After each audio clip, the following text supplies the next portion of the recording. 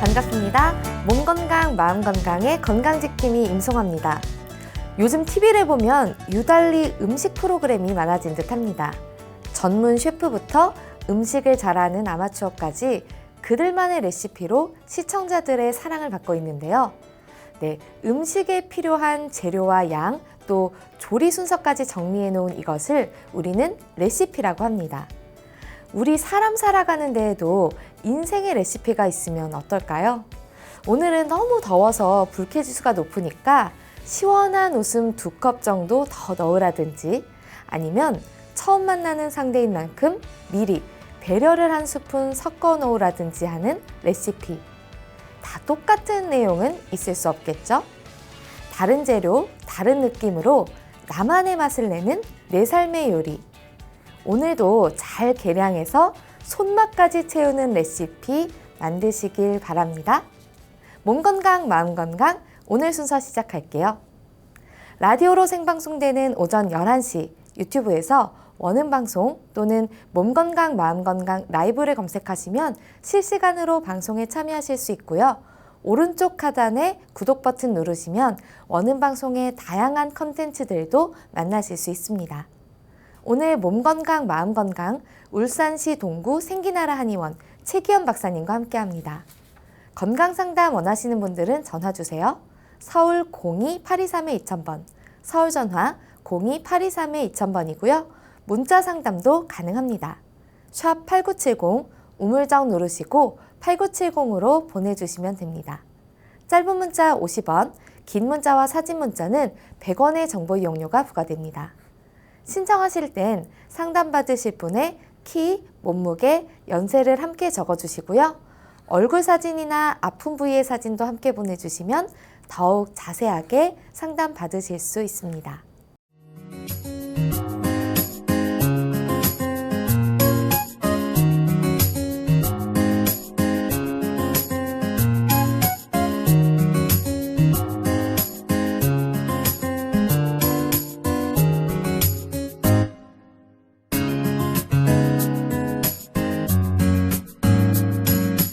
몸 건강, 마음 건강.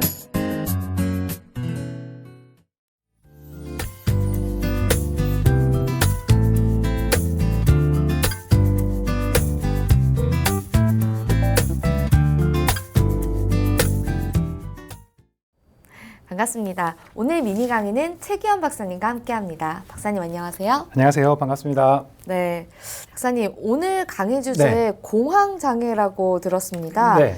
공황장애 정말 말들만 많은데 구체적으로 어떤 질환인가요? 네, 공황장애를 영어로 얘기하면 조금 더 쉬워요. 네. 패닉 디스오더라고 하는데요. 패닉 상태, 막 이렇게. 네. 그때 패닉이죠. 그리고 디스오더라는 말은 오더가 주문 또는 이게 명령 또 정렬된 상태 이런 게 아닌 거죠. 이게 뒤틀린 상태를 얘기를 하는 거죠. 네, 뭔가 패닉 상태다 뭐 이렇게 하니까 좀 설명이 조금 더 쉬운데요. 네, 패닉 두려움이라는 거죠. 네. 사람이 무서움을 느낄 때는 인체의 여러 가지 정상적인 반응들이 나타나면서 그걸 어느 정도 이렇게 보완을 해줘야 되는데 그게 너무 넘어갔을 때 나타나는 감정 또는 예기 불안이라고 하는데 좀 정상적인 정도를 넘어갔을 때 생기는 신체의 증상이나 또는 극심한 불안감 그리고 이런 증상들이 나타날 때 이제 공황 발작이라고 그러고 그게 이제 여러 번 반복되면서 또 일상생활에 장애가 있을 때는 예기 불안이 심한 경우 그런 경우는 이제 공황 장애라고 얘기를 하게 됩니다. 사실 공황장애라는 게 익숙치 않은 질병이었는데 네. 연예인분들이 미디어에서 말씀하시면서부터 그쵸. 좀 익숙하게 네. 다가온 게 네. 아닌가 싶어요. 네, 뭐 이경규 씨나 이병헌 네. 씨나 김구라 씨나 정현동 씨 등이 이제 이런 공황장애 때문에 방송을 조금 쉬시기도 하고 치료받고 좋아져서 다시 복귀하시기도 하고 하죠.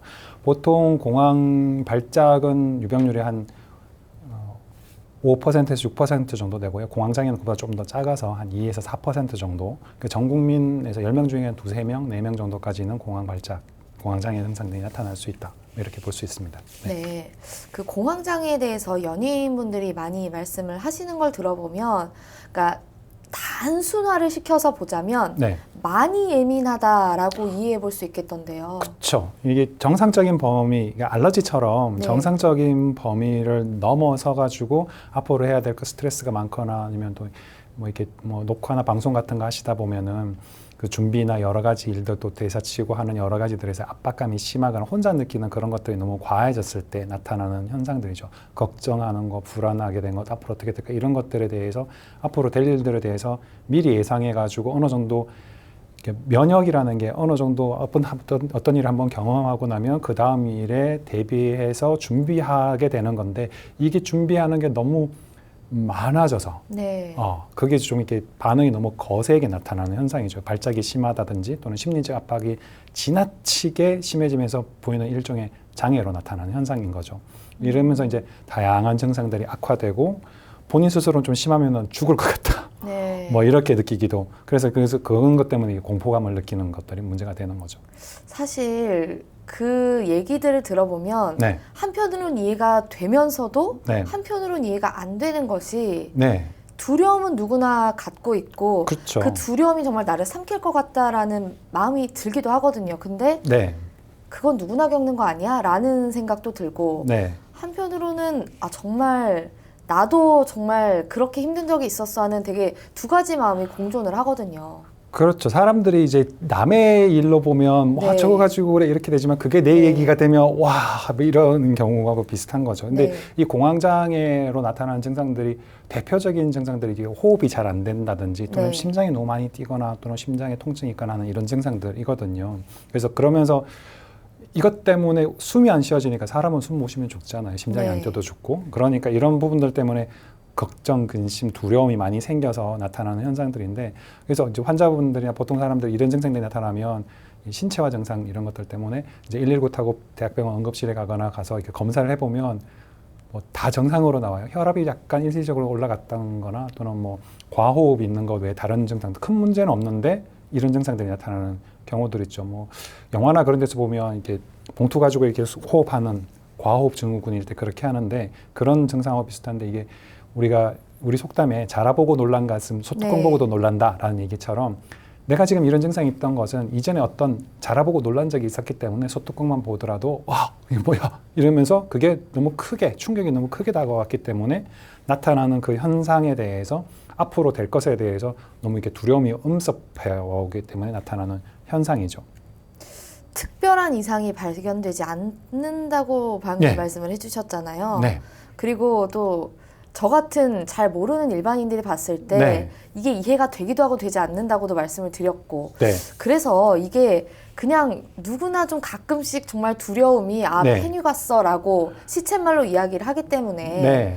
이게 내가 공황장애인지 아닌지를 알기가 쉽지 않거든요. 그렇죠. 그래서 이제 막 기준이 되는 네. 것들이 있는데 이제 정신과 책에 나타나는 것들로는 이제 증상들이 볼 때 위협적으로 느낄 상황이 아닌데 네. 스스로 만들어내는 공포감 때문에 아주 이렇게 너무 불안해하는 거죠. 불안해하는 게 남들이 보더라도 또는 이게 정상적인 범위보다 너무 벗어난다라는 그런 증상들이 있을 때 그런 네. 발작 같은 증상들로 나타나고 그게 반복적으로 나타나고 또 그것 외에 신체 증상 외에 이게 정신적으로 심리적인 증상들이 같이 나타날 때 공황장애라고 진단을 하는데 네. 신체의 증상으로는 여러 가지들이 있는데 제일 대표적인 게 호흡이에요. 호흡. 네. 호흡을 이제 아주 이렇게 가쁘게 쉬고 숨쉬기 힘들다 그러고 누가 꼭 이렇게 목 조이는 것 같이 호흡 안 된다 그러고 숨 막히는 것 같다 그러고 또는 이제 숨이 막히니까 어지러워지겠죠. 어지러워지고 불안정해지는 증상도 있고 또 멍해지는 것도 있을 수 있고요.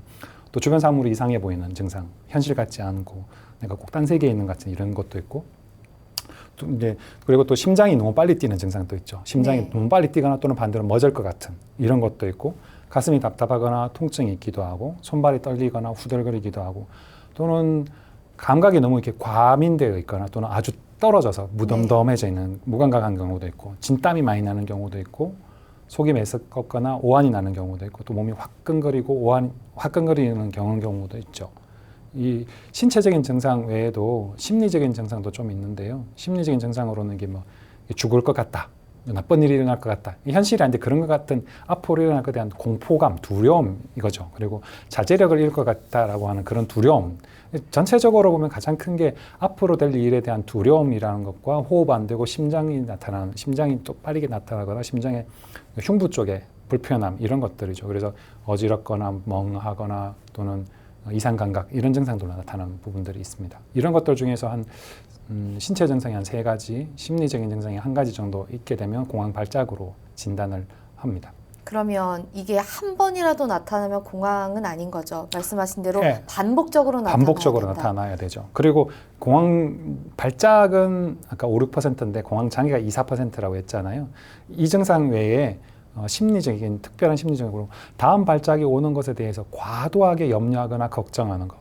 과도한 거죠. 정상적인 범위를 넘어서면 모든 게 정상적인 범위에 있으면 좋은데 우리 몸은 항상성을 유지해 주니까. 근데 네. 그걸 넘어갔을 때 문제가 생기는 거죠. 두 번째는 공황 발작 이후에 뚜렷한 행동 변화가 있어요. 외출을 잘 못한다거나 또는 사람 사이 관계를 의도적으로 이렇게 피하거나 하는 그런 경우. 이 2가지 중에 하나가 있을 때 과도하게 염려하는 거, 다음 발작 왔을 때 염려하는 거라거나 아니면 생활 행동에 뚜렷한 행동 변화가 있는 증상이 같이 나타나고 아까 전에 얘기했던 신체 증상이나 심리적인 증상 한 3가지가 같이 있으면 공황 장애로 진단을 하죠. 보통은 이제 뭐 숨 안 쉬어지거나 심장 아프거나 또는 이런 증상 잠 못 자고 하는 증상으로 같이 나타나는 분들이 많으시더라고요. 근데 사실 과도하게라는 범위가 네. 사람마다 느껴지는 게 좀 다르고 그렇죠. 그래서 이게 어느 정도가 과도해야 네. 과도한 건지를 좀 알기가 힘들거든요. 그렇죠. 그래서 이게 남이 보면 꾀병처럼 보일 수도 있어요. 네. 네, 검사해도 정상이라고 그러고 그러면 이게 뭐야? 라고 생각할 수 있지만 본인이 스스로 보기에는 이게 현재 상태가 아니라 앞으로 이렇게 될 것 같다라고 하는 그것에 대한 불안이죠. 네. 두려움. 그러니까 현실은 안 그런 것 같은데 이분들이 이제 좀 너무 예민하고 앞으로 일어날 일들에 대한 예기 불안이라고 하는데 이런 증상들이 반복적으로 나타나면서 이 공황장애가 나타나는 경우가 되는데 이건 본인만 아는 거라서요. 이제 좀 정신과적인 상담이나 또는 상담 치료나 이런 부분도 같이 하시는 게 낫고 이런 분들을 보면 대체적으로 예민하고 감정적으로 좀 억눌려 있거나 해소가 잘 안 됐거나 그런 분들한테 잘 생기더라고요. 그럼 공황장애가 네. 잘 발생하는 분들과 잘 발생하지 않는 분들 뭐 이런 경우들이 또 따로 있나요? 학술적으로는 특별한 유발 요인이 없다고 얘기를 하고 있어요. 아, 예, 스트레스하고도 관련이 있는 건 같은데 어떤 스트레스 때문에 특정 스트레스 때문에 잘 나타난다 이런 거 알려져 있는 것도 아니고요. 근데 네. 임상적으로 볼 때는 이제 육체적인 과로 몸이 많이 피곤하고 힘들었을 때나 또는 정신적인 스트레스를 아주 이렇게 심하게 겪고 난 다음에 증상이 시작되는 경우들이 많았고 뭐 커피나 술, 알코올 같은 걸 이제 과량 섭취하고 난 다음에 회복 기간에서 발생하는 일이 잦다고 얘기를 하죠. 결국 뭐 이런 경우보다는 저런 경우도 전체적으로 몸이 너무 많이 힘들어져서 나타나는 경우죠. 어떻게 보면 번아웃 증후군하고도 약간 연관이 있지 않을까라는 생각도 듭니다. 네. 그럼 증상이 구체적으로 어떤 식으로 발병을 하나요? 보통 이제 이 공황 발작은 시작할 때 한 수분에서 10분 이내에 나타나고 그때 이제 최고조에 달합니다. 그랬다가 쭉 떨어지는 게 한 2, 30분 지나면 이렇게 사라져요. 네. 근데 이게 일반적으로 이제 보통 뭐 수일에서 또는 몇 개월에 한 번씩 나타나기도 하는데 급성기 때는 하루에 이렇게 서너 번씩 여러 번 나타나기도 하죠. 근데 이 지속 기간이나 간격은 개인차에 따라 가지고 차이가 나기 때문에 특정지어서 말씀드리기는 좀 어렵습니다. 이게 정말 왜 생기는지가 정말 다양한 이유가 있을 것 같지만 네. 그래도 좀 그런 어떤 뭐 분야나 뭐 아니면은 증상들의 뭐 어떤 그 구체적인 뭐 증상들을 뭐 조금 분류해서 말씀을 해주신다면 네, 보통 이제 유전적인 이유도 있다고도 얘기를 하지만 그런 것도 조금은 있는 것 같고요. 실업이나 뭐 경제적인 문제, 사회적인 요인, 그리고 또 이게 보통 뭐 이게 예민한 사람들이 착한 사람들이 많아요. 마음 여린 사람들이 많거든요. 네. 그런 사람들이 정신적인 충격을 받았을 때, 그리고 과로했을 때 많이 나타납니다. 그리고 일반적으로 보면 이게 처음 나타났던 그 충격이 그게 너무 컸기 때문에 이게 트라우마로 남는 경우들이 네. 있죠.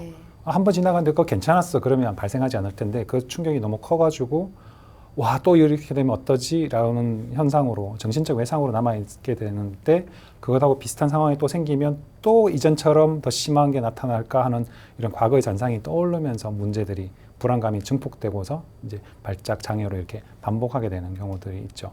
한의학적으로 보면은 심장에 열이 너무 많은 심열의 증상이나 또는 혈액이 부족하거나 심장의 기운이 너무 약한 심허의 증상 또는 네. 담대하지 못하다 이렇게 쓸개 쪽의 기능이 약해진 담소 그러니까 불규칙적인 생활이나 많은 스트레스로 인해서 생기는 뭐 담허의 증상 또는 담적이라고 표현해서 담음이 너무 많이 쌓여서 나타나는 경우들이 있는데 각 해당의 원인을 따라 가지고 치료하면 되고요. 16간에 어혈이 있는 경우도 그 어혈 때문에 순환이 잘 안 돼서 나타난다. 그런 경우는 이제 이 어혈을 풀어주는 쪽으로 치료를 하면 됩니다. 네, 결국에 공황장애라는 건 좀 예민하다거나 두려움이 커서 생기는 병이라고 말씀을 해주셨잖아요. 그렇죠, 그렇죠. 그러면 내가 공황장애인지 아닌지를 알 수 없는 네. 어쨌든 간 잘은 모르겠지만 뭔가에 좀 답답함이 생겼을 상태에 네. 이걸 그냥 말하자면 좀 담담하게 무시 혹은 네. 약간 좀 두어보는 걸 추천하시나요? 혹은 그것도 좋은 방법입니다. 예, 편안하게 하고 이렇게 좀 쉼을 주고 안정화하고 릴렉스 시켜주면 그러면은 좋아지는데 이제 지속적으로 이런 일들이 앞으로 나타나는 것에 대한 두려움이거든요. 네. 전체적인 컨디션들이 너무 떨어져서 힘들어서 생기는 증상이니까 심리적이든 신체적이든 또는 환경적인 부분들이 어느 정도 회복이 되면 그러면 좋아지죠.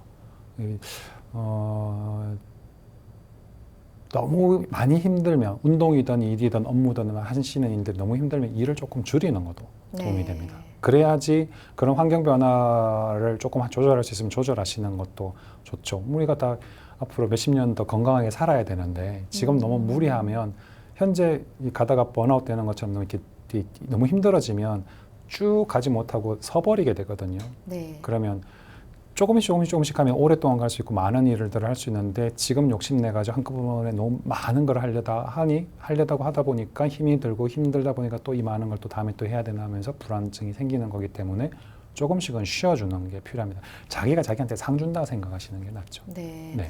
그러면 공황장애인지 아닌지는 알 수 없지만 네. 내가 이런 유사한 증상이 왔을 때 네. 처음에는 나 무조건 공황장애구나 하고 과민 반응하고 확진을 스스로 하는 그럴 필요는 것보다는 없죠. 네, 예, 예. 조금 두어보는 것도 네, 병을 조금 완화시키는 방법일 수 있다는 네. 말씀이신 거네요. 첫 번째는 쉬는 거고요. 부하를 좀 줄여주고 자기가 회복할 수 있는 시간을 주고 뭐 만난 걸 먹거나 아니면 좋아하는 사람들하고 여행을 하거나 아니면 얘기를 하면서 수다하면서 스트레스를 풀거나 운동하면서 풀거나 또는 충분히 잠을 자거나 그러면서 좀 쉬어주는 게 좋고 회복할 수 있는 시간을 주는 게 낫고요. 만약에 혼자서 그걸 다 부담하는 게 어려우면 도와줄 수 있는 사람들을 찾아서 그 사람들한테 일을 분담하거나 또는 외주를 주거나 하는 식으로 하는 것들이 필요하죠.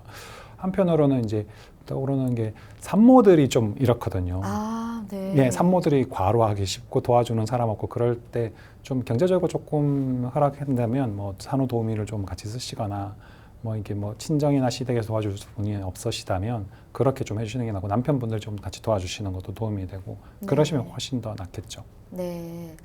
이 공황장애라는 것은 완치가 가능한가요? 또 완치가 어렵다고 말씀하시는 분들도 있더라고요. 아니요, 완치됩니다. 이 병은 전염성도 없고요. 네. 예, 뭐 통계를 보면 최근 통계를 보면 조금 점차 이렇게 이 공황장애를 앓고 있는 분들이 좀 늘어나고 있는 추세이긴 하지만 완치될 수 있는 병이고 전염성 없는 병이기 때문에 뭐 염려 안 하셔도 됩니다. 네. 그럼 공황장애가 주로 발병하는 연령대는 어느 정도인가요? 보통 이제 10대 후반에서 30대 후반 사이에 많이 나타나고 이 병은 또 여자분들이 좀 남자분들보다 많이 나타나세요. 그래서 아, 그런가요? 예, 10대 후반에서 30대 중반이니까 이제 주변 환경에 좀 예민하고 사회적 경험이 조금 부족하거나 또는 뭐 새로운 직장에 적응하거나 그럴 때 또는 산후까지 그런 과정에서 좀 많이 나타나는 것 같습니다. 아, 사실 뭐 미디어에 노출된 연예인들 분들 중에서는 주로 남성분들이 좀 많이 네, 말하자면 커밍아웃을 하셔서 그렇죠. 사실은 남성분들이 주로 네. 많이 겪고 계신 줄 알았는데 아니네요. 네, 이게 이제 학술적인 부분하고 진찰해서 하는 부분하고 겉으로 드러나는 거하고 조금 차이가 나는 부분들이 네. 좀 있죠. 그래서 그 임상에 나타나는 통계를 보면서 그렇게 얘기하는 게 더 중요합니다. 아까 좀 예민한 분들이 네. 많이 이런 걸 좀 겪고 계신다고 말씀을 해주셨는데 네. 실제로 예민하고 좀 말하자면 가정에서 좀 아이들을 돌보시는 분들에게 네, 네, 주로 네. 발병을 하나요? 꼭 그렇지는 않고요. 이제 그런 분들처럼 이렇게 스트레스가 너무 아주 심한 스트레스 지속적으로 노출되는 분들이나 성취욕이 아주 강한 분들 이런 분들은 내가 이렇게 뭔가를 열심히 해서 많이 해야 돼 이렇게 되니까 그것 자체가 본인한테 스트레스가 되는 거죠. 결과를 꼭 이뤄야 하는 네, 분들. 그러니까 좀 결과적으로 봤을 때 이게 너무 본인이 부담할 수 있는, 감당할 수 있는 것보다 과도한 스트레스를 지속적으로 받고 있고 너무 네. 이렇게 심한 경쟁 환경에 있거나 하는 분들한테서 잘 생기죠. 그래서 남자들보다 여자들이 좀 더 잘 생기는 게 이런 스트레스나 그 정신적인 환경 또는 주변 사람들과의 관계나 이런 데 노출이 좀 더 잘 되기 때문에 더 잘 나타나는 것으로 보여지고, 그래서 중간중간에 휴식을 취하거나 또 본인을 위한 시간, 릴렉스 해주는 시간들이 네. 있으면 좋죠. 네. 공황장애에 대해서 말씀을 들어보니까 네. 뭐 직접적인 뭐 전문적인 치료도 중요하겠지만 우선적으로는 생활 속 치료나 생활 속 예방이 중요할 것 같은데 그렇죠. 그게 네, 중요합니다. 관리 팁을 좀 먼저 말씀해 주시면 좋을 것 같습니다.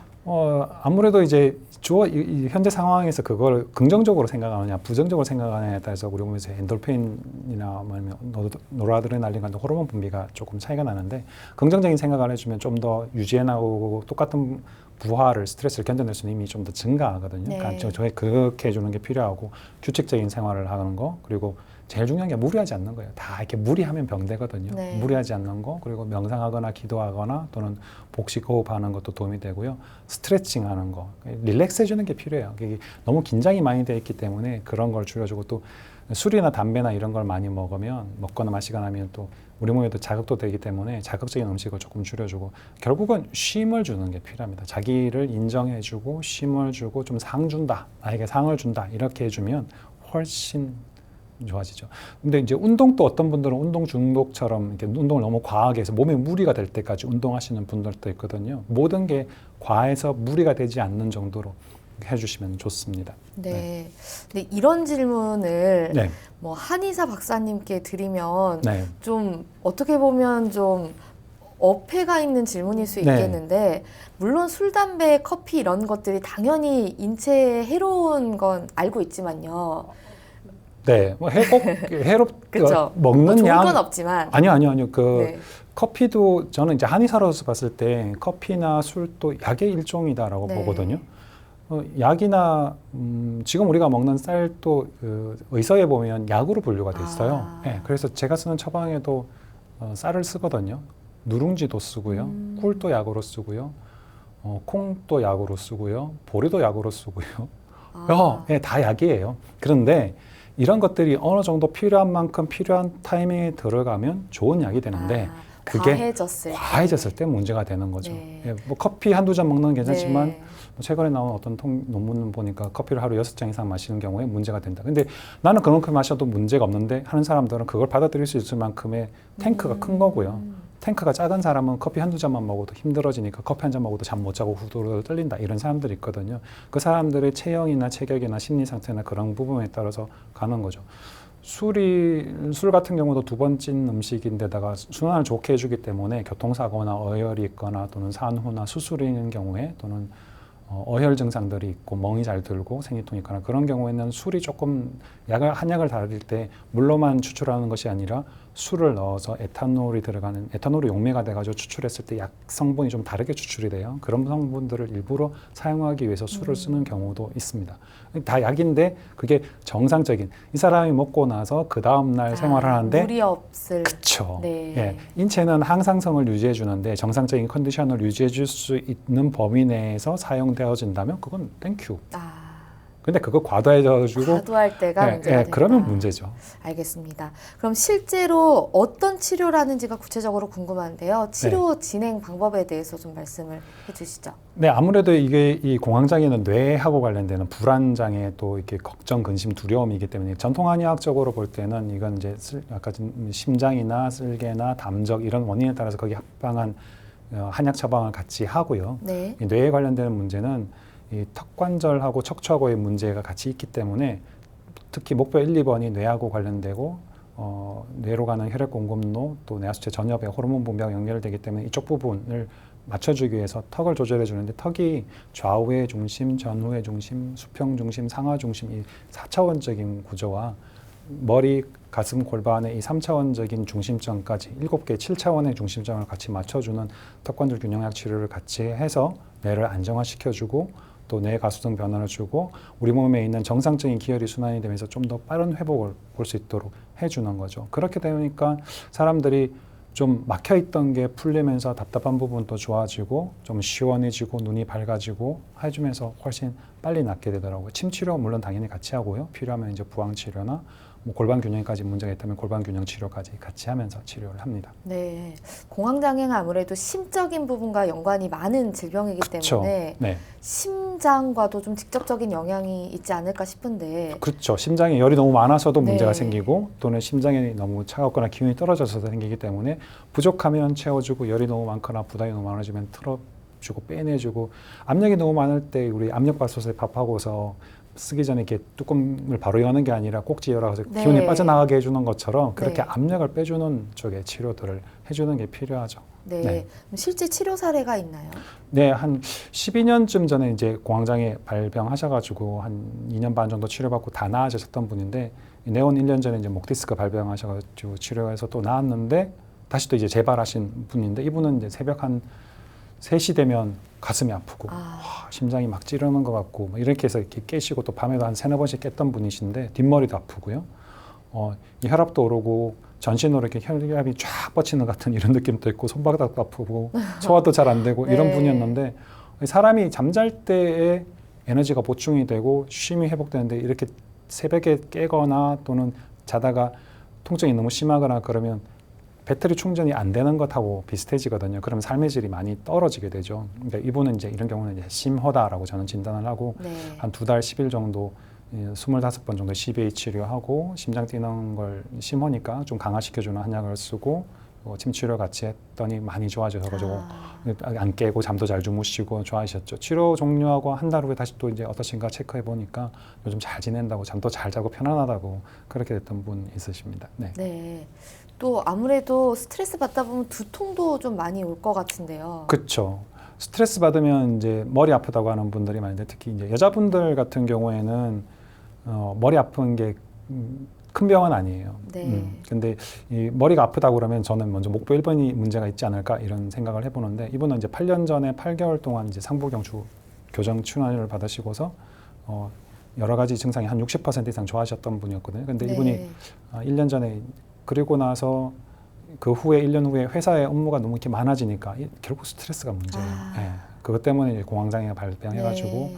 신경정신과에서 울장약도 드시고 안정제도 복용하셨는데 가슴이 답답하고 한숨도 쉬고 목도 아프고 목 어깨부터 등까지 아프고 피로하고 또 머리가 안 좋고 그러니까 이게 호흡기 질환까지 같이 있어가지고 콧물도 나고 코막힘도 있는데 이분이 역시자 형태였었거든요. 네. 그런 증상들이 있었는데 4개월 동안 한 17번 치료받고 나서 FCST 치료하고 나니까 뭐 가진 증상들이 거의 다 좋아지셨죠. 두통, 피로감, 뭐 콧물, 코막힘 같은 거 10% 정도만 남고 90% 이상 좋아지셨고 네. 가슴 답답한 것도 한 70% 이상 좋아지셨는데 이분이 이제 업무가 계속 일을 해야 되니까 네. 그런 부분 때문에 좀 문제가 있었는데 그리고 나서도 이제 지난달에 5년 만에 오셨어요. 5년 만에 왔는데 공황장애는 증상은 이제 거의 네. 없고 사라지셨고 이제 허리 통증 때문에 야구하다가 주말에 동호인 야구하다 허리 조금 다쳐가지고 오셨는데 네. 고맙다고 이렇게 조그만 선물도 사오셨던 걸 보면 이 치료했던 게 유지가 되는 게 참 오래되는 게 구조적인 치료가 먼저 선행되니까 네. 예, 턱관절하고 척추의 균형이 맞춰지니까 좀 더 좋아지는구나 이런 것들을 볼 수 있었죠. 네. 좀 주말에 야구도 하실 수 있는 마음의 여유가 좀 많이 생기셨나 봐요. 그렇죠. 운동하는 거 도움이 되고요. 좀 자기가 이게 스트레스 받는 거 풀 수 있는 뭔가를 하는 게 네. 좋아요. 우리 이 사람은 뭔가 이렇게 개선이 될 때는 뭔가를 이렇게 분출을 하거나 분비를 해야 되거든요. 네. 예, 땀을 흘리거나 심호흡을 내거나 아니면 숨을 내쉬거나 아니면은 뭐 소변을 보거나 대변을 보거나 하는 것처럼 뭔가 이렇게 네. 기운을 이렇게 흩어 풀어야 돼요. 네. 예, 중고등학생들 같은 경우도 좀 애들이 이게 운동 안 하면서 무슨 문제들이 생기면 운동을 좀 하는 게 좋아요. 운동을 네. 못 하고 계속 공부만 해야 되니까 얘들이 게임하면서 푸는 거죠. 컴퓨터 게임하거나 그렇죠. 또는 핸드폰을 게임하면서 푸는 건데 네. 그걸로도 안 되면 애들이 여러 가지 문제들이 생기기 때문에 뭐 악기 연주를 하게 하거나 네. 아니면은 뭐 게임을 하거나 아니면 놀거나 아니면 운동을 하거나 아니면 예술 활동을 하거나 네. 하는 그런 취미 활동을 하거나 해서 뭔가를 이렇게 풀 수 있는 걸 같이 해주면 스트레스를 줄일 수 있게 되죠. 네. 네. 그리고 공황장애가 여성 발병률이 굉장히 높다고 하셨잖아요. 근데 여성들이 가장 뭐 몸과 마음적으로 어쨌든 스트레스, 네. 굉장히 힘든 시기가 사실은 출산이거든요. 예, 출산도 힘들지만 출산 이후에 이제 아이를 양육하는 과정에서 혼자 이렇게 아기를 돌봐야 되는 경우, 처음에 이제 산후조리원에 있을 때는 그나마 이렇게 산후도우미가 도와주거나 네. 좀 도움이 되는데, 조리원에서 나와서 옆에서 도와줄 수 있는 분들이 없으면서 혼자서 아기를 네. 봐야 되면 그러면 힘들죠. 더군다나 만약에 장마철처럼 날씨가 이렇게 흐리고 비 오고 우중충하고 그러면 더 우울해지고요. 네. 이 우울증에 제일 좋은 치료는 햇볕 쬐는 건데, 이런 이제 출산 이후에 혼자 있게 되면서 혼자 다 감당했을 때 정말 힘들거든요. 또 아기한테 젖 먹이고 그러느라고 잠도 잘 못 주무시고, 네. 그러니까 육체적으로 더 많이 힘들어지고 그런 분들이시죠. 제가 치료했던 분은 내원 1년 전에 이제 머리 무겁고 피곤하고 그래서 오셨던, 그 잠자는 동안 6시간 자는데 한두 번씩 깨던 33세 여자분이신데, 이분 처음에는 이제 양약을 드셨어요. 양약 네. 드시면서 그 처음에는 저녁약을 먹으면 잠을 잘 주무셨는데, 나중에는 어느 정도 시간이 지나니까 내성이 생겼는지 양약을 먹어도 잠을 못 자게 되는 상태에서 오셨죠. 네. 잠을 못 자니까 머리도 멍하고 또 어지럽기도 하고 턱소리도 나고 불안하고 피곤하고 목도 아프고 턱도 아프고 손발도 차갑고 이랬는데, 이분이 이제 치료되는 경과 중에 이제 좀 심할 때는 하루에 5번 정도씩 깨기도 했는데, 좋아지면서 이게 심장 두근거리는 것도 이렇게 줄어들었었는데, 이분이 보니까 목부 1, 2번이 틀어져 있으시더라고요. 그리고 그래서 이분이 한 5달 동안 30회 정도 치료받으면서 목부 1, 2번 틀어져 있는 게 바로 잡히니까 불안이나 우울증 증상들도 많이 좋아지셨던 분인데, 네. 이분은 특징적으로 기억나는 게 이제 치료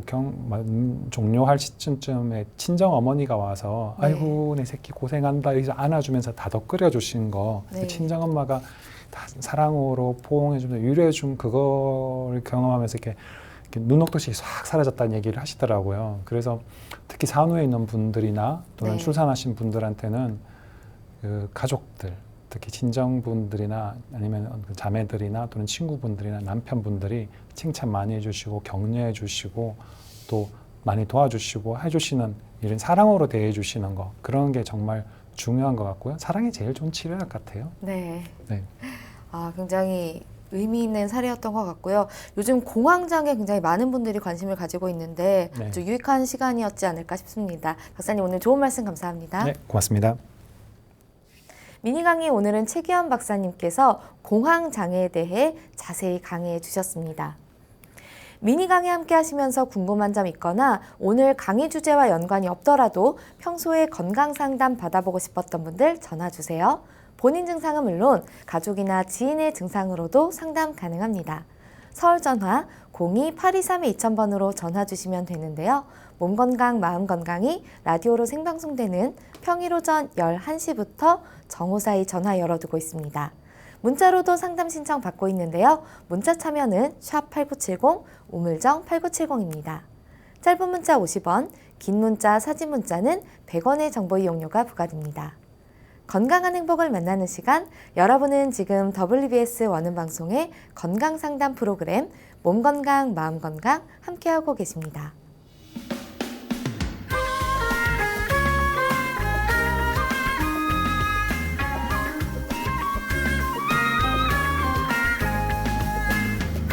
날이면 날마다 찾아오는 시간이 아닙니다. 약이 되고 복이 되는 꿀 같은 건강정보 튼튼보감 시간입니다. 오늘의 주인공은 감자입니다. 감자는 건강에 어떤 도움을 주는지 박사님께 여쭤볼게요. 박사님, 감자는 어떤 효능을 가지고 있나요? 네, 감자 우리 자주 먹죠. 네. 이렇게 감자는 옥수수, 벼, 밀하고 함께 세계 4대 식량 중에 하나인데요. 우리나라뿐 아니라 전 세계적으로 많이 사용되고 있는 친숙한 야채 중에 하나입니다. 네. 감자하고 좀 비슷한 게 고구마죠. 고구마는 이게 좀 길쭉하기 때문에 이게 조금 더 뻗어나가는 기운들이 많고요. 감자는 동글동글하기 때문에 좀 이렇게 모아주는 기운들이 많죠. 네. 감자는 이게 땅 속에서는 사과라고도 불릴 정도로 풍부한 비타민 C가 함유되어 있는데요. 세포 노화를 예방해주고 자외선으로부터 손상된 피부를 보호해줘서 기미나 주근깨에도 효과가 뛰어나고 피로 회복이나 면역력 강화에도 도움이 많이 됩니다. 감자는 또 알칼리성 식품이라서 위궤양이나 위점막을 보호해주고 아미노산, 비타민 등이 풍부해서 손상된 위 회복에도 효과가 있습니다. 감자에게 근데 이제 칼륨이 좀 많아요. 네. 그래서 이 칼륨이 나트륨을 밖으로 내보내줘가지고 고혈압이나 동맥경화 같은 성인병 예방에 도움이 되는데 이 칼륨이 너무 많으니까 이 콩팥 질환, 신장 질환 있는 분들은 조금 조심하셔야 되고요. 그리고 네. 이 식이섬유가 많이 있어서 혈중 콜레스테롤도 낮춰주고 장내 유익한 균을 증식시켜줘서 변비를 개선하는 데도 도움이 됩니다.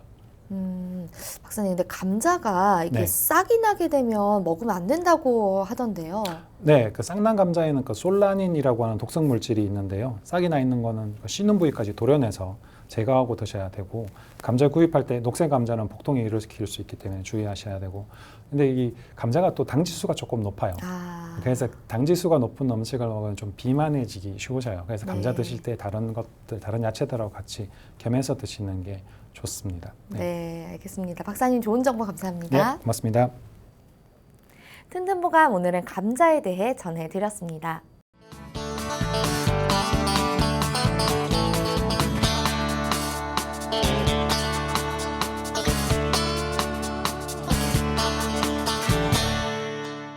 자, 그럼 오늘의 건강상담 시작해 볼 텐데요. 건강상담은 체질이나 상황에 따라 개인차가 있을 수 있다는 점 미리 말씀드립니다.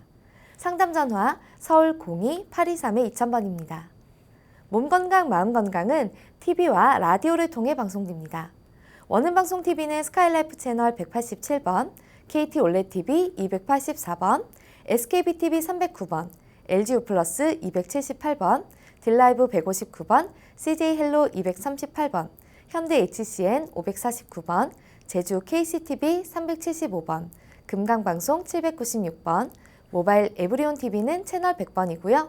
라디오는 서울 경기 FM 89.7, 부산 경남 104.9, 대구 경북 98.3, 광주 전남 107.9, 전북 충남 지역은 97.9MHz입니다. 원음 방송은 스마트폰으로도 만나실 수 있는데요. 플레이스토어나 앱스토어에서 원음 방송 검색하시면 무료로 다운받으실 수 있습니다. 오늘은 최기현 박사님께서 친절한 상담 해드립니다. 자, 그럼 첫 번째 전화 받아보겠습니다. 여보세요? 네, 여보세요. 네, 반갑습니다. 네, 반갑습니다. 네, 본인 상담이신가요? 아니요. 제가 6학년 13살 아들이 있는데요. 네. 네, 아들 문제로 전화드렸어요. 아, 네, 그럼 아드님 키와 몸무게 알고 계신가요? 네, 키가 161cm고요. 네. 몸무게가 58kg이요. 네, 지금 제 옆에 최기현 박사님 나와 계십니다. 편하게 상담 받아보세요. 안녕하세요. 네. 안녕하세요. 네, 아드님이 네. 어디가 좀 불편하신가요? 뭐 불편하다기보다는 네, 사실 덩치가 좀 큰 편인데요. 네, 먹는 것도 되게 좋아하는데 네, 주로 먹는 게 이제 고기류나 네.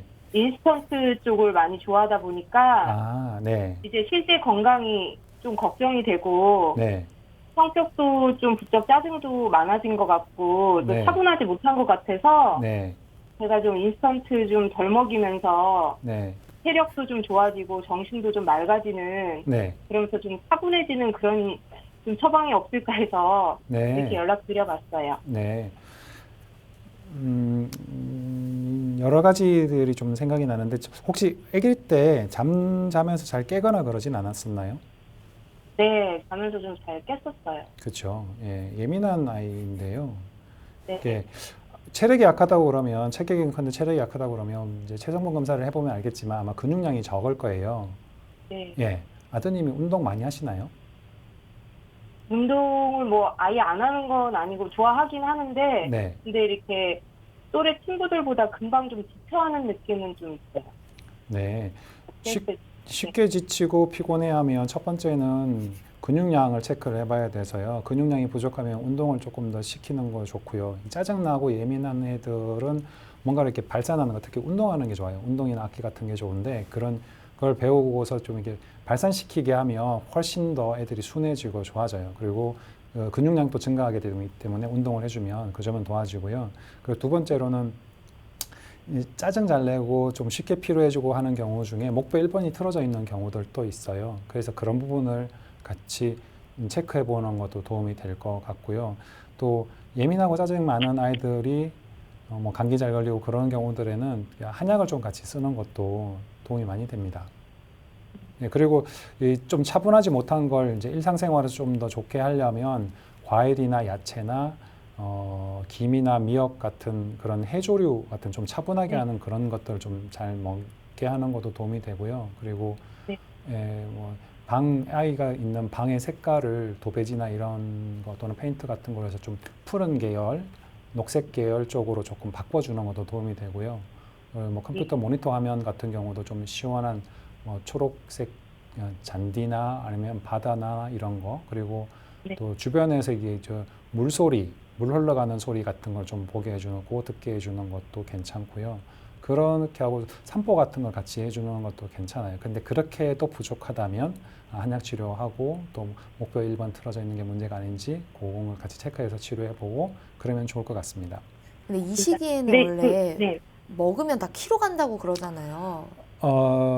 좀 약간 통통한 체격인데 이 덩치는 큰데 체력이 약하다는 것을 보면 좀 편식하는 그런 것도 있고요. 그리고 이게 운동을 좀 하게 되면 애들이 전체적인 발달이나 성장에서 도움이 될 뿐만 아니라 체력도 좋아지거든요. 똑같은 걸 하는데 잘 못 지친다고 하면 물론 이제 필수 미네랄이나 이런 부분이 부족해져서 그럴 수도 있는데 좀 차분하지 못하다라는 경우들을 보면 이제 차분하지 못한 게 좀 더 심해지면 이제 주의력결핍증 부분인 ADHD가 되기도 하고 거기서는 이제 뭐 좀 더 심해지면 다른 증상으로 나타날 수도 있는데 첫 번째 방법은 우리 몸에 들어가는 거죠. 제일 쉬운 방법은 첫 번째 물을 많이 먹게 하는 거예요. 보리차 같은 거 많이 먹게 하고 그래서 조금 열을 식혀주는 거죠. 그런 방법을 하고 야채들은 야채나 해조류들은 다 이렇게 식혀주거든요. 그래서 그런 걸 같이 먹게 하는 게 도움이 됩니다. 어머니 또 궁금한 거 있으세요? 아, 네. 근데 지금 6학년 남자애가 이제 머리 같은 데서 냄새도 많이 나요. 커서. 그럼 이제 음식 같은 걸 바꾸면 이제 그런 것도 좀 없어질까요? 아니면 원래 나는 건지. 아니요. 원래 이제 몸에서 열은 다 위로 올라가는데 열이 위로 올라가니까 머리에서 냄새가 나거나 하는 건데 음식도 조금 바꾸고 샤워나 아니면 머리 감는 걸 조금 자주 하거나 그런 식으로 해주는 것도 도움이 되겠죠. 고기를 네. 줄여야 되는 네, 고기도 상황. 좀 줄이는 게 낫죠. 너무 많이 먹어서 그쪽만 먹으면 몸 안에 열이 더 많아지게 되고 열이 많아지면 그 열은 위로 올라가니까 더 심하면 두피 쪽에 뭐 여러 가지 각질만 아니라 여드름 비슷하거나 또는 상처가 나거나 진물이 나거나 그렇게 될 수도 있죠. 그런 아이들은 차분하게 뭔가를 좀 하기가 힘들고 산만하고 짜증 잘 내고 화 잘 내고 예민해지고 그렇게 돼요. 그러면은 먹는 것부터 우리 몸속에 들어가는 게 열을 많이 만들어 주니까 열을 좀 줄여주도록 해주는 게 좋고 그러기 위해서 뭐 차가운 걸 좀 더 많이 먹게 물을 먹거나 아이스크림 같은 걸 먹거나 또는 얼음을 먹거나 하는 그런 것들도 도움이 될 수 있죠. 조절해 줘야 되는 거죠. 예. 감사합니다. 네, 네, 고맙습니다. 감사합니다. 예, 고맙습니다. 네. 네, 건강 상담은 체질이나 상황에 따라 개인차가 있을 수 있다는 점 미리 말씀드립니다. 그럼 다음 전화 이어가겠습니다. 여보세요? 여보세요? 네, 반갑습니다. 예, 안녕하세요. 네, 본인 상담이신가요? 네, 여보세요? 네, 본인입니다. 네, 키와 몸무게 그리고 연세가 어떻게 되십니까? 키는 172고요. 네, 몸무게는 78. 네, 나이는 53세입니다. 네. 지금 제 옆에 최기환 박사님 나와 계십니다. 궁금한 점 물어보세요. 반갑습니다. 어디가 불편하신가요? 네, 안녕하세요, 선생님. 네. 예, 다름이 아니고요. 왼쪽 팔 저림이 네. 횟수가 자주 있거든요.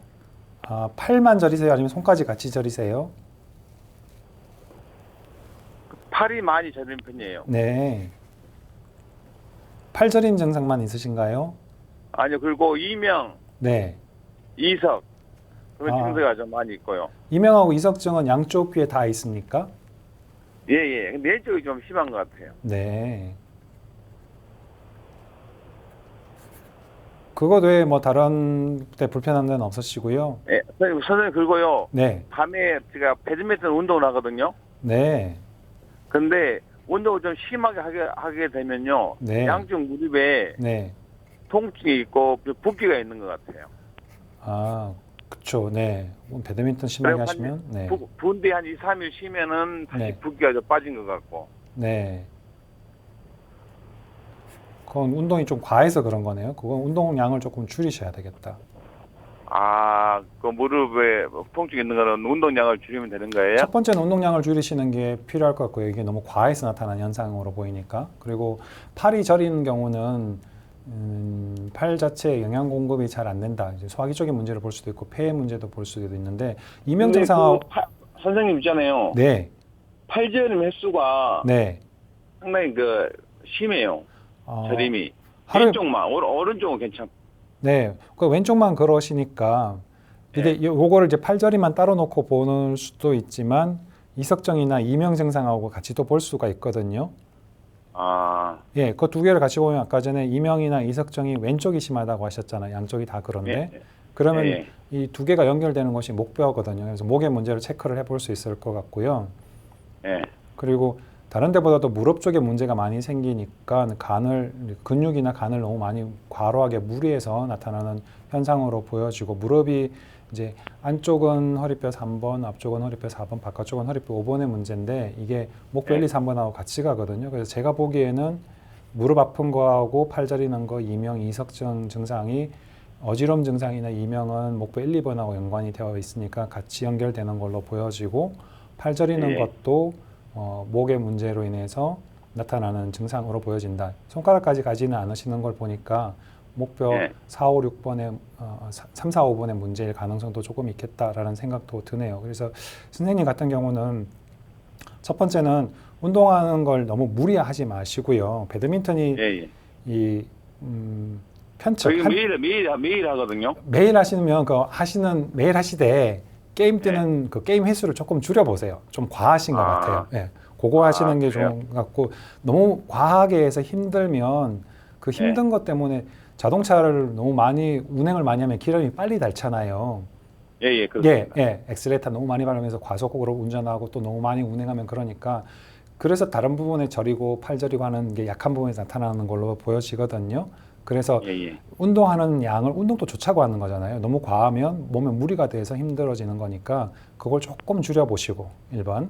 2번은 그래도 팔저림 증상이나 어지러운 증상이 좀 덜 낫고 해소가 안 되면 이 목하고 턱을 치료하는 곳에 같이 가셔가지고 같이 치료하는 곳에 가서 치료받아 보시면 좀 더 나을 것 같습니다. 이명 같은 경우는 이게 잘 낫는 분들은 잘 낫는데 좀 어떤 분들은 좀 오래 치료받으셔야 되는 분들도 있고요. 상당히 오래됐어요, 이명. 네, 이명이 한 60% 정도 이내에서는 치료가 좀 되는데 치료가 안 되는 분들도 좀 있으세요. 그리고 이 청각이 우리 몸에서 회복돼 학설대로 여러 가지가 있지만 그 치료하면서 좀 회복되는 경우들이 요즘 조금 늘어나거든요. 그래서 그런 부분도 같이 치료하셔야 됩니다. 이건 좀 정확한 진단을 그 정확한 진단하고 좀 더 적극적인 치료가 필요합니다. 이게 주파수대에 따라 가지고 어떻게 나타나는지 그런 거 검사도 받아보시고 그래서 그 주파수대에 맞춰 가지고 치료하는 방법들이 있거든요. 그 치료 방법으로 같이 하시면 도움이 됩니다. 먼저 구조적인 치료를 해보고 그렇게도 부족하면 이명이나 이런 건 이게 또 귀 자체 내의 문제이기 때문에 귀 자체 내에 있는 청각세포들을 되살려주는 치료를 같이 하는 게 필요합니다. 도움 많이 네, 되셨네요. 음주는 많이 해로운가요? 현재 제 몸에? 술도 음식인데 약간은 드실 수 있다고 저는 생각을 하는데요. 건강을 위해서 더 순환이 안 된다면. 근데 그것도 드시고 나서 그 다음날 생활을 못 하거나 또는 술 드시고 난 다음에 힘드시거나 또는 주변 사람들한테 피해를 가거나 그러면 안 하시는 게 낫고 줄이시는 게 낫죠. 근데 딱 그것도 적절한 범위만큼 하시는 게 저는 좋다고 생각합니다. 이명에는 음주가 어떤가요? 무조건 치명적인가요? 무조건 치명적이지는 않는데 이제 허증인 경우에는 좀 도움이 될 수도 있는데 술이 열이 많은 음식이에요. 그래서 이제 이명만 가지고 얘기하기보다 이분의 전반적인 컨디션에 따라서 어떤지를 봐야 돼요. 그런데 이명이 있는 경우들 중에 많은 부분이 과로나 스트레스나 또는 이렇게 마음을 많이 쓰거나 하는 전신의 영향들이 같이 나타나서 그 사람한테 제일 약한 곳들 중에 한 곳이 귀일 때 이명이 나타나거든요. 그리고 이게 이제 발병 초기에는 이제 귓바퀴를 눌러서 소리가 줄어들면 이런 경우는 좀 보호해주는 음식이나 쉬거나 또는 보호해주는 약을 먹거나 그러면 빨리 낫는데 눌러도 소리가 똑같다, 변화가 없다 이런 경우들은 잘 안 나을 수도 있고 좀 더 적극적인 치료를 좀 더 해야 되고 기간도 좀 더 오래 걸리고 하는 경우들이 있습니다. 네, 선생님 그 전문기관에 가셔서 좀 현재 상태를 진단을 받아보시면 좋을 것 같습니다. 네. 네, 도움이 좀 되셨나요? 네, 너무 감사합니다. 네, 네, 전화 주셔서 감사합니다. 감사합니다. 예, 선생님 감사합니다.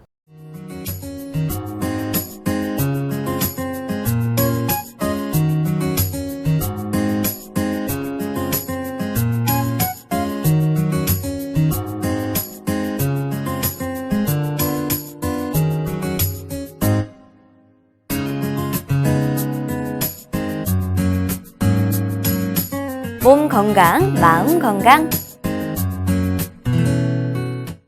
몸 건강, 마음 건강, 오늘은 최기현 박사님과 함께했습니다. 박사님 오늘 좋은 말씀 감사합니다. 감사합니다. 다음 시간엔 한의사 손세민 원장님과 함께할게요. 오늘도 건강한 하루 보내세요.